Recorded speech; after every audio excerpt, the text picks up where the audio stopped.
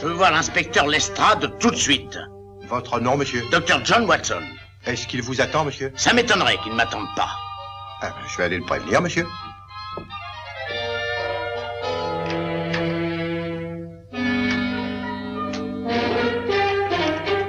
Oui, il vous attend, monsieur. Merci. Ah, Dr. Watson, je n'espérais pas avoir le plaisir de vous revoir aussitôt. Voudriez-vous lire ceci? Qu'est-ce que c'est? Lisez. Oh! Oui, monsieur. Oh! Cet article est scandaleux, docteur. Absolument scandaleux. Quoi? Oui, je suis très heureux de pouvoir vous le dire personnellement. Vous et moi, nous savons très bien que sans Holmes, jamais l'affaire n'aurait été résolue. Sans ses merveilleuses facultés d'observation, la vérité n'aurait probablement jamais été faite. Et je trouve que c'est une honte, docteur, que toute cette presse mercenaire ne parle que de moi et de moi seul, sans faire la moindre allusion à son magnifique travail. Voyons, qu'en dites-vous, docteur? Je dis comme vous. Je suis heureux que nous soyons d'accord. Oui, bien sûr, j'en suis heureux également. Que dit Holmes de tout ça, hein? Oh, il n'y prête aucune attention. Il se moque qu'on parle de lui ou non. Oh, c'est tout, Holmes. Un modeste dans la gloire. Oui. Et n'oubliez pas de lui transmettre mes amitiés. Et aussi, dites-lui bien que, quoi que nous sachions qu'il n'y attache aucune importance, j'ai l'intention d'exiger des journaux qu'ils lui rendent justice. Merci pour lui, Et inspecteur. qu'est-ce qu'il fait en ce moment? Eh bien, la dernière fois que je l'ai vu, il se battait avec un tas de tampons à encre et parlait des empreintes que laissent les doigts. Oui. Non. Oui. Ah, toujours le même, perdu dans ses expériences. Oui, oui.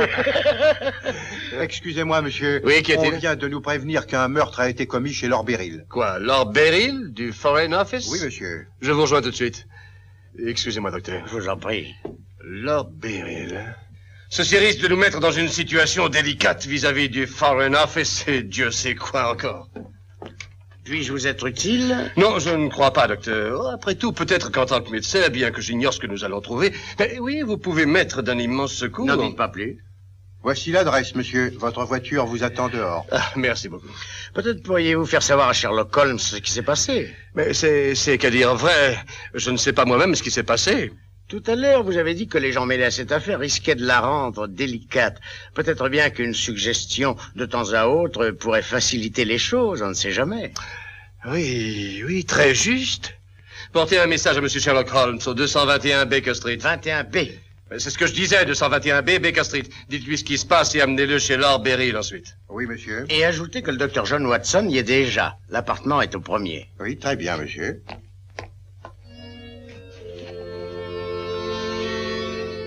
221B Baker Street. »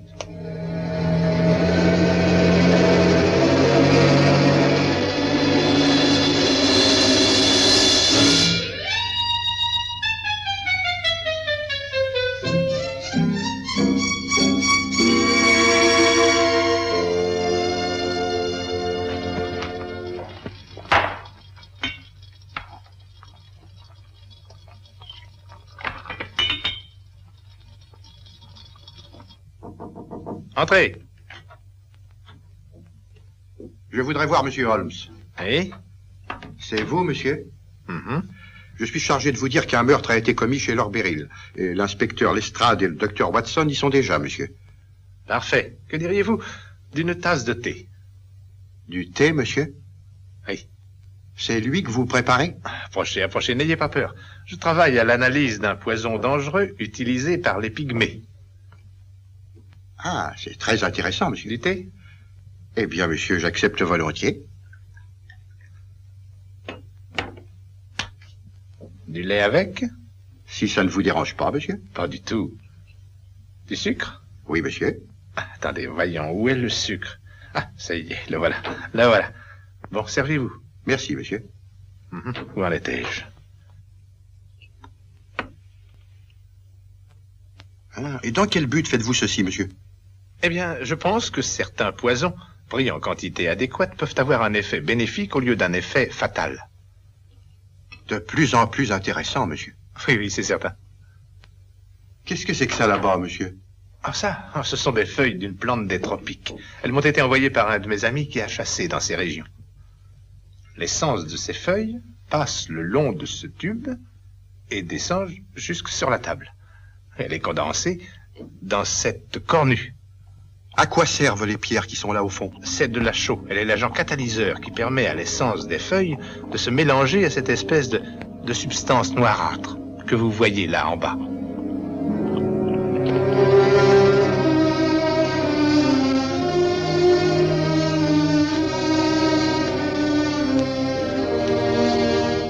Inspecteur Lestrade, je demande à voir ma femme.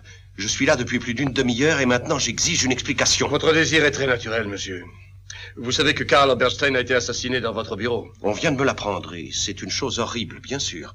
Mais cela n'explique pas pourquoi... Lord Beryl, votre femme a avoué que c'est elle qui l'a tué. Quoi? C'est pourquoi je ne vous ai pas laissé la voir. Nous prenions sa déposition. Qu'a-t-elle dit? À part l'aveu d'avoir commis le meurtre, elle s'est refusée à toute autre déclaration. Vous pouvez entrer maintenant, Lord Beryl.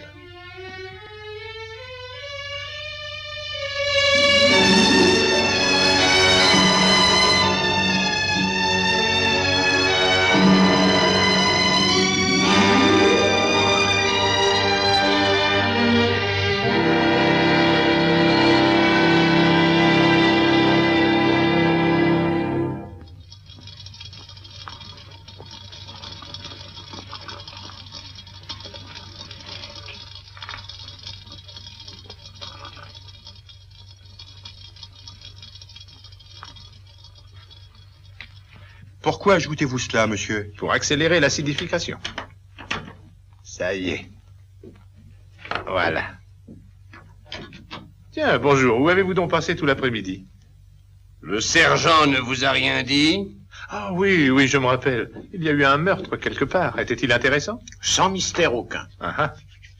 Eh bien, je boirais bien un verre de whisky. Vous en prendrez bien un aussi. C'est-à-dire que je termine mon service dans 5 minutes. Oui, le temps que vous le prépariez, ça ira. Oui, là, stop. Pur pour moi. Eh bien, maintenant, asseyez-vous, si vous pouvez trouver une place. Merci. Maintenant, il n'y a plus qu'à laisser bouillir quelques minutes. Ah, messieurs, je suis à vous. Qui a-t-on assassiné? Un homme du nom de Karl Oberstein. Oberstein. Ah oui, je me rappelle. Un Autrichien. Ah, il l'était à l'origine, mais depuis un certain nombre d'années, il était plutôt assez international. Vendant ou achetant tout ce qui lui tombait sous la main, hein? Cette fois, il est tombé sur un trop gros morceau. Lady Beryl l'a tué avec un Schmidt Saul 38. Ah, vraiment? Une vilaine blessure. J'ai examiné le corps avant qu'il ne soit enlevé. Tout le derrière de la tête a été arraché. Naturellement, mort instantanée. Avez-vous retrouvé la balle? Non, le médecin légiste va l'extraire. Elle n'est pas ressortie. Cette balle tirée par derrière enlève à Lady Beryl toute chance qu'elle pouvait avoir d'invoquer la légitime défense. Vous avez terminé votre service, Wilkins. Oui, monsieur. Vous pouvez rentrer chez vous. Merci, monsieur. Le travail accompli avec vous a été un plaisir, monsieur Holmes. J'aimerais en connaître les résultats. Je vous tiendrai au courant. Merci, monsieur. Bonne soirée, monsieur. Je suis ennuyé pour Lord Beryl. Ça va faire un vrai scandale quand les journaux en parleront. C'est inévitable. Je me demande pourquoi Lady Beryl vous a menti. De quelle nationalité est Lady Beryl exactement? Eh bien, elle est née en Autriche, mais elle a quitté très jeune pour l'Amérique. Elle n'habite l'Angleterre que depuis 5 ans, c'est-à-dire depuis son mariage. Quand je pense qu'une femme comme elle devra vivre en prison, à moins qu'elle ne se décide à révéler.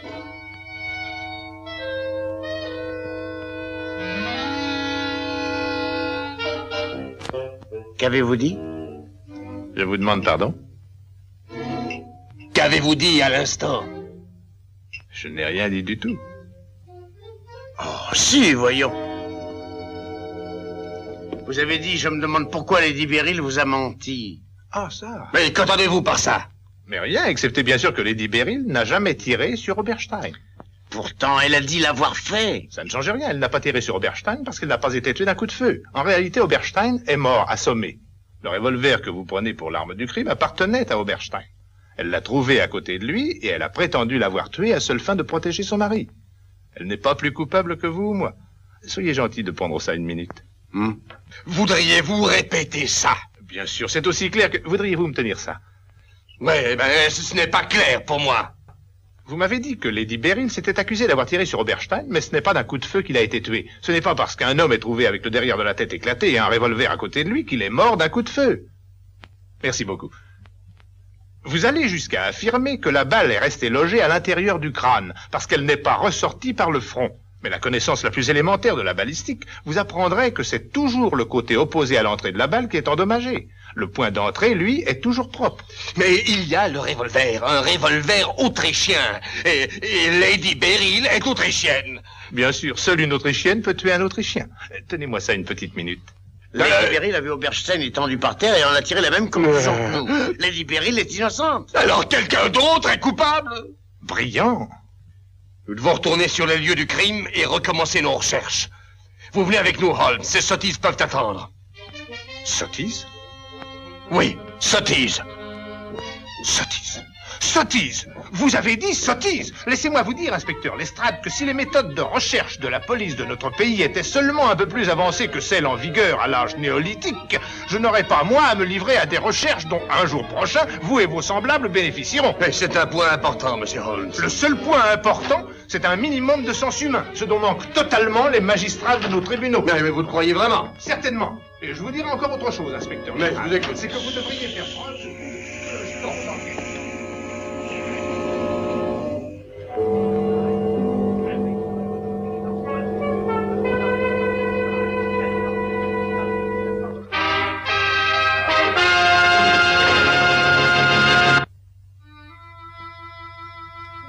Et ce n'est pas tout. J'ajouterai que la solution d'un crime dépend dans la grande majorité des cas de la mémoire des détails, Lestrade. Les détails, c'est ce qui compte.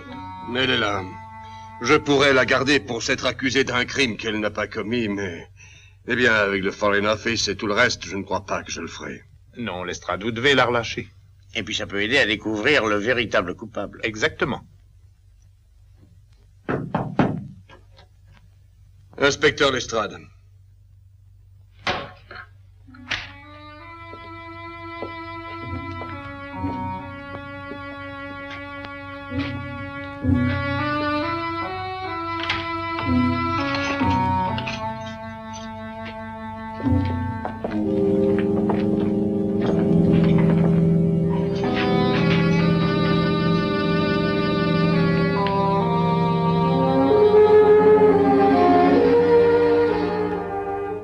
Lady Beryl, vous comprenez que nous vous relâchons. Je le comprends, oui.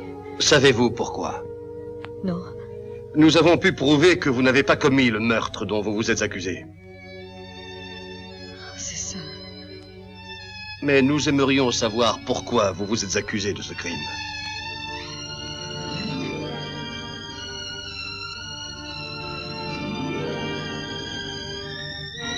Je préfère ne pas expliquer mes actes, inspecteur. Bien entendu, vous comprenez que vos actes sont en eux-mêmes punissables et que nous pourrions vous garder. Je le sais. Malgré tout, vous préférez ne rien dire? Je préfère ne rien dire. Très bien, Lady Beryl. Vous serez libre dès que les formalités d'usage seront terminées. Merci. Les êtres humains mentent pour gagner, ou sauver, ou protéger.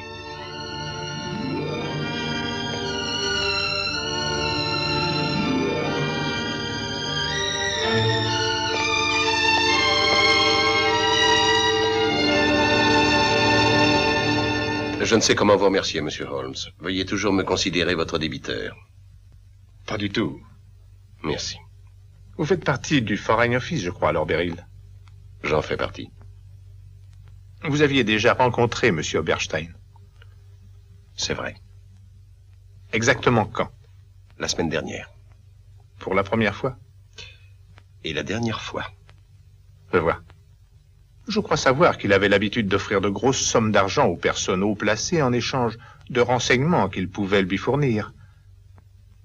Je pense qu'il avait cette habitude, monsieur Holmes. Merci. Oh, Lord Beryl, avant que votre femme ne soit de retour, pourrais-je jeter un coup d'œil sur les lieux du crime? Mais certainement. Ça s'est passé dans le bureau.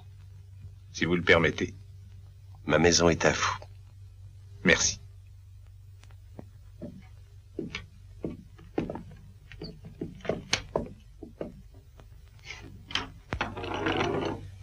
Attendez que je me rappelle.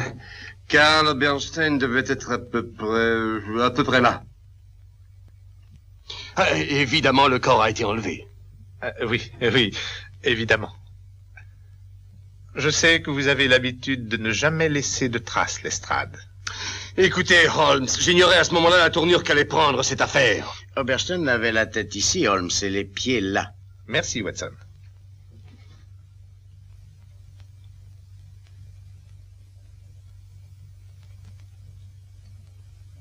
Où est-elle, le revolver? À la gauche du corps. Près de la tête ou des pieds? Près de la tête. Oberstein était-il couché sur le ventre ou sur le dos? Sur le dos, j'ai dû le retourner pour examiner la blessure. Savez-vous si quelqu'un a essayé de s'introduire en cachette dans la maison? Rien de ce genre n'a été signalé, pourquoi? Lord Beryl, portez-vous des lunettes pour lire? Oui, j'en porte. Celle-ci? C'est votre seul père? Oui. Qui le premier a découvert le corps? Mon secrétaire, je crois. Est-il ici? Oui. Je vais l'appeler. Merci.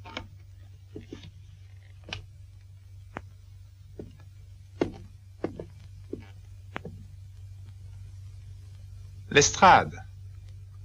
Où se trouvait Lord Beryl au moment où vous estimez que le crime a été commis? Il se trouvait à un meeting politique qui a duré toute la journée. Ah, bon. Bon. Pourquoi cette question à propos de lunettes, Holmes? C'est parce que Lord Beryl porte des lunettes pour lire que Lady Beryl s'est accusée d'un crime qu'elle n'a pas commis. Quoi? Voici mon secrétaire, Monsieur Ross. Vous connaissez déjà l'inspecteur Lestrade et le docteur Watson. Et ce monsieur est Monsieur Sherlock Holmes. Enchanté. J'ai su que c'était grâce à vous que Lady Beryl a été libérée. En partie seulement. Pourrais-je vous demander un petit service, Monsieur Ross? Mais bien sûr. Voulez-vous prendre ces feuilles de papier et marquer avec la position dans laquelle vous avez trouvé le corps? Avec ces feuilles de papier? Oui, ça peut m'être très utile. Je vais essayer. Mais où voulez-vous en venir? Combien d'hommes avez-vous amené, Lestrade? Il y en a 2 dehors, pourquoi? Bon, j'aimerais que vous alliez avec eux dans le jardin derrière la maison et que vous le fouilliez soigneusement dans un rayon de 10 mètres. À la recherche de quoi? De tout ce qui ne doit pas s'y trouver, Lestrade. Parlez-vous sérieusement? Absolument. Il fallait me débarrasser de lui. Avez-vous examiné votre coffre, Lord Beryl? Je l'ai fait, Monsieur Holmes. Aucun de mes papiers n'a été touché. Excellent, excellent. Monsieur Ross connaît-il la combinaison de ce coffre? Oui. Il n'a jamais été question d'un vol? Bien entendu, Ross. C'est le genre de question qu'on pose au cours d'une enquête. C'est juste. Bonjour, Lady Beryl. Ma chérie. Comment vous sentez-vous? Je vais très bien, George. Tout à fait bien. Allez vous reposer. Cette épreuve a dû vous sembler horrible. Pas du tout. Elle n'a pas été assez longue pour ça. J'ignore comment, mais Holmes a entièrement résolu cette affaire. Oui, vraiment? Pas entièrement, Lady Beryl. Pas encore. Comptez-vous y arriver? Je ne peux que l'espérer. Monsieur Holmes, si je peux vous y aider en quoi que ce soit... Si ça n'est pas trop vous demander, Lady Beryl, je voudrais que vous vous replaciez dans la position que vous occupiez quand Monsieur Ross est entré. Monsieur Holmes, ma femme vient de passer des heures pénibles. Pourriez-vous remettre ça à plus tard? Vous oubliez, Lord Beryl, que votre femme s'est accusée d'un crime qu'elle n'a pas commis. Les circonstances sont un peu exceptionnelles. Lady Beryl le comprendra. Il a tout à fait raison, George. Voyons. Attendez.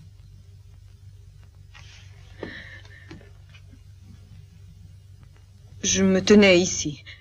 Exactement? Je pense que oui. Monsieur Ross, êtes-vous certain que c'est dans cette position que Lady Beryl se tenait? Eh bien, je vous demande pardon, Lady Beryl. Je ne dis cela que par souci de précision, mais je crois que vous vous teniez un peu plus à gauche. Un peu plus à gauche, Lady Beryl. Comme ça? Oui, je crois que c'est ça. Bon. Lady Beryl tenait un revolver à la main. Monsieur Holmes. C'est exact. Dans quelle main? Ma main droite. Monsieur Ross? C'est juste. C'était bien dans la main droite. Lord Beryl, avez-vous un revolver dans la maison? Oui, j'en ai un. Puis-je l'avoir? Vous n'allez pas exiger de ma femme qu'il... Si, Lord Beryl. À moins qu'elle ne s'y oppose. Mais naturellement, elle s'y oppose. Je suis à votre disposition, Monsieur Holmes.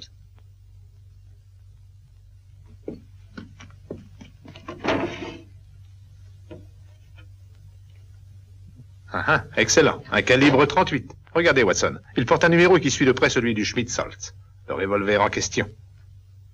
Lady Beryl, est-ce de cette façon que vous le teniez? Je pense que oui. Monsieur Ross? Oui, c'est bien comme ça. Monsieur Ross, je vous demande de bien réfléchir. Bien des choses dépendent de ce que vous allez nous dire. D'après vous, ceci est bien la position du corps de Monsieur Oberstein. Oui. Et par rapport au corps de Monsieur Oberstein et de Lady Beryl, où se trouvaient les lunettes brisées? À peu près là. Là? Oui.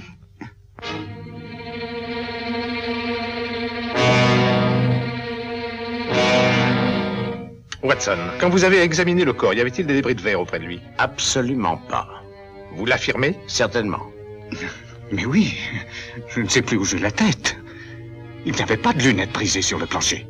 C'est juste, il n'y en avait pas quand vous avez trouvé Lady Beryl penchée sur le corps, mais il y en avait quand vous avez assommé Oberstein.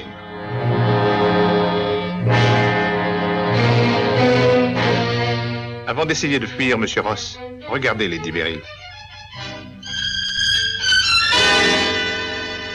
Je n'y comprends rien, Monsieur Holmes. C'est pourtant bien simple. Quand Oberstein est venu vous proposer de lui vendre les secrets que vous déteniez, vous l'avez jeté dehors. Alors Ross est entré en contact avec lui pour lui vendre ses secrets. Mais rien n'a été pris dans le coffre. Bien sûr que non. Si vous aviez vendu quoi que ce soit, on l'aurait découvert. Quand Oberstein est venu avec l'intention d'acheter les documents, vous avez ouvert le coffre afin de lui montrer les papiers. Il a mis ses lunettes pour les examiner. Il se préparait à payer quand vous l'avez assommé. Dans la chute, ses lunettes se sont cassées et son revolver est tombé de sa poche. Vous avez remis les papiers en place, puis vous êtes reparti avec l'argent. Vous êtes fou. Vous mériteriez.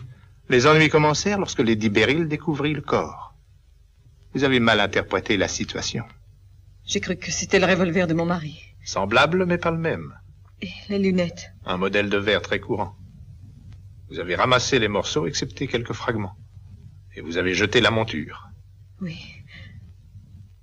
Puis vous avez menti pour protéger votre mari. Oui. Nina. Magnifique, Holmes, absolument magnifique. Merci, Watson.